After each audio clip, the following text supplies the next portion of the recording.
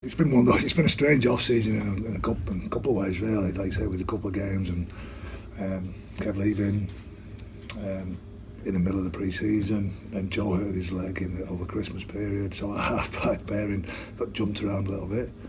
But the lads have trained well. What we've found this year is our squad's looked like it's and felt like it's had a bit more depth.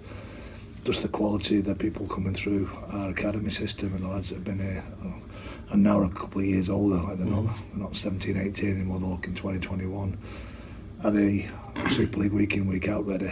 And I don't think they are, but we will make our squad a lot stronger.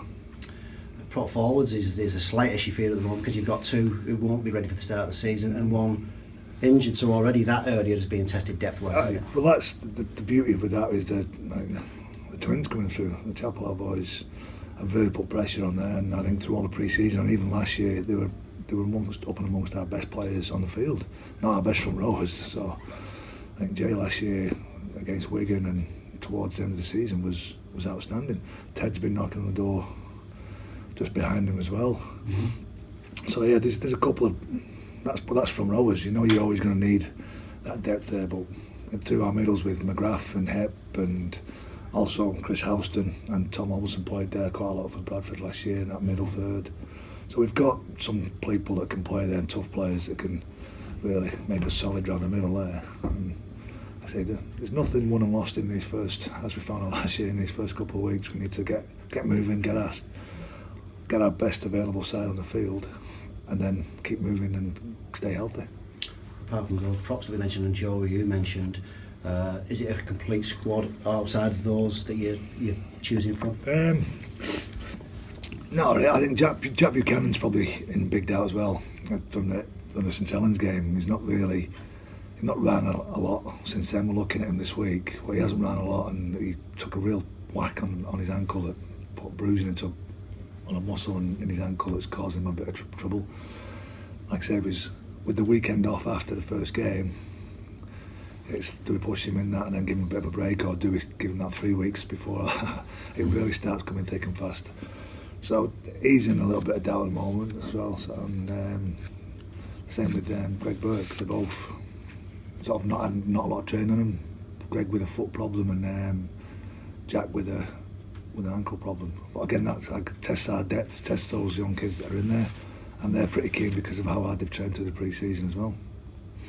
Your last warm-up game was maybe 3 weeks, only between that more or less and the Huddersfield game. You weren't happy with the way you attacked in that St Helens game, were you? Have you been working on what the problem was there in the meantime? Not really, no, we're not bothered with it. We're sort of like just hoping it will sort itself out eventually. What do you feel now, given the time that we've had 3 weeks, but then that's what for all you dislike them and you see them in the pre-season game, they give you an indication of some of the things you probably need to sharpen up on. And I felt that day, there's a lot of reasons why on our analysis, why we didn't fire at St Helens. Like the week leading into the St Helens, it was the first time on grass in nearly 4 months. It was quite soft. The pitch looked fantastic, but it was pretty loose on the foot and slipping and sliding. Like I said, there was a bit of fatigue elements that came into lads' legs. So we talked about that. We also talked about that, not making an excuse. We're going to have to play on grass quite a bit this early part of the year, and making sure that we were physically ready to prepare to perform.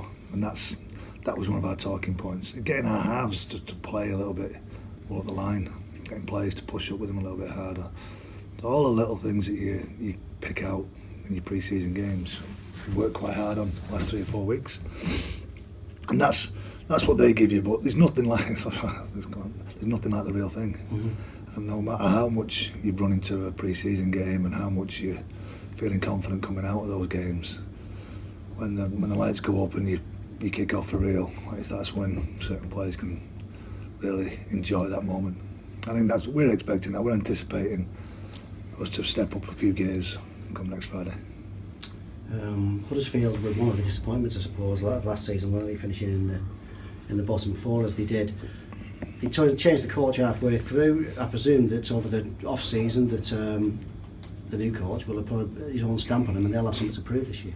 Yeah, Rick would have seen what he wanted to put into him last year. He had evaluated him really, really well in that period up into the playoff games.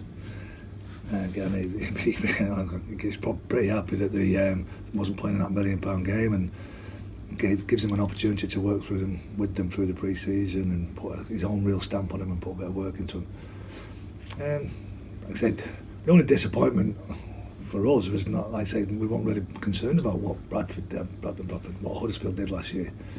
I mean, they fell away themselves. It's nothing to do with us and what their disappointments. What we know is that they've got some good players in their team.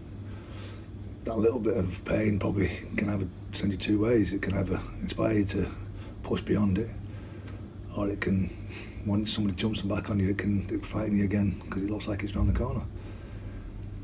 Like I said, with Danny Brough in the side, they've recruited pretty well. The front row at the moment, and especially in Kubatai, they've got a player that can strike out or nothing. It can break a game open pretty quickly. Leeming, the hooker that they've been running with, he's a dangerous ball runner. Brilliant catch on the back of a try. And I think Jermaine McGilvray is probably one of the form wingers in the world at the moment. On his day, he's just so difficult to stop. He gets him on the front foot. He knows that'll score a try. So again, if he's firing and we don't kick well, then they'll be pretty hard to handle in the backfield, because you know that Danny Brough's going to kick well, and that's what he does. So you've got to be able to restrict their field position to stop Brough getting into a position where he can actually put you under pressure with his kicking game.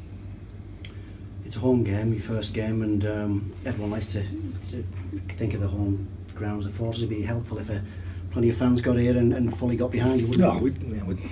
That's what we want. We want that big number we've got to get down here and support us.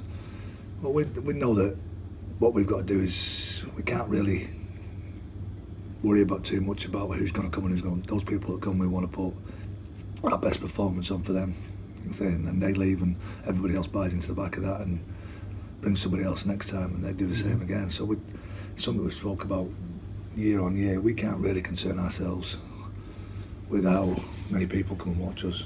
We've just got to put something on the field that makes people look proud they're here, and also makes more people want to come on what's been said about us.